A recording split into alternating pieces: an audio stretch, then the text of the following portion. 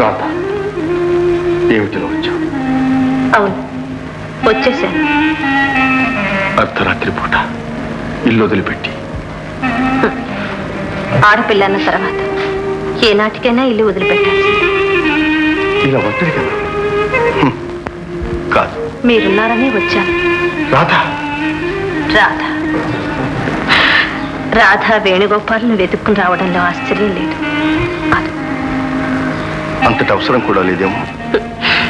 బలవంతు పెళ్లి ఉరితాడులా కంఠం మీద కొరుకుతూ ఉంటే దాని నుంచి తప్పించుకోవాలన్న ఆవేదన అవసరం ఆడదానికి తప్ప మీకు అర్థం కాదు. అర్థమైంది రాధ, అర్థమైంది. కానీ రాధ మీది కాదని కన్నవాళ్ళు అంటున్నారు. ఏది నిజమో మీరే రుజువు చేయాలి. రాధ, ఏ ఆపదను అవకాశంగా తీసుకుంటున్నానా? బలవంతంగా మీ జీవితంలో భాగం కోరుతున్నాను. అదేమీ కాదు రాధ.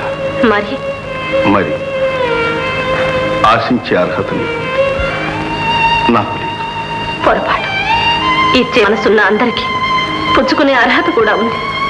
మీరు నాకు మనసు ఇచ్చారు. రాధ, ఏమిటి నీ నమ్మకం? నా మనసు నా దగ్గర లేకపోవడమే. నేను పేదవాణ్ణి. మీ మనసు పేద కాదు. రాత్రి వేరు, మనుగడ వేరు రాధ. జీవితం భయంకర సమస్యగా, దారిద్ర్యం దుర్భర దుఃఖంగా గుండెల మీద బరువుగా కూర్చుంటుంది. ఓర్చుకోలేవు. నిన్న స్థితికి తీసుకురావటం నాకు ఇష్టం లేదు రాధ. రాధ, నన్ను క్షమించు. అంతేనా? సరే, నా దారి నేను చూసుకుంటాను. ఉన్న వాళ్లకు లేని వాళ్లకు ఉన్నది ఒక్కటే తల్లి, కృష్ణవేణి.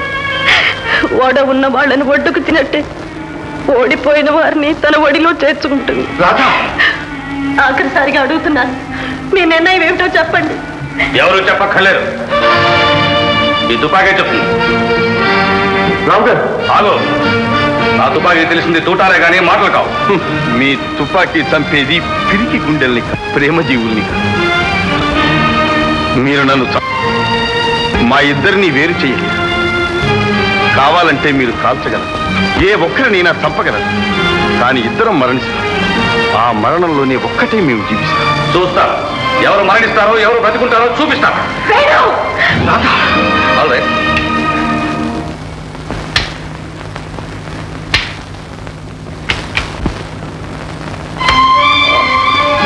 లక్కీ ఎవడో చూడటం లాగేశాడు.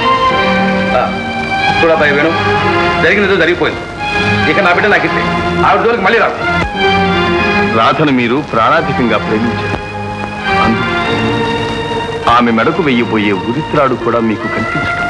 చాలే, నా కూతురు, నేను ఏమైనా చేసుకుంటాను. మధ్య నువ్వెవడో. నాన్నగారు క్షమించండి. ఏనాడు వారికి నేను మనసిచ్చాను, ఆనాడే వారి దాన్ని అయిపోయారు. అంటే నువ్వు నా కూతురు కాదులేగా? నీ మీద నాకు ఎలాంటి అధికారం లేదనేగా?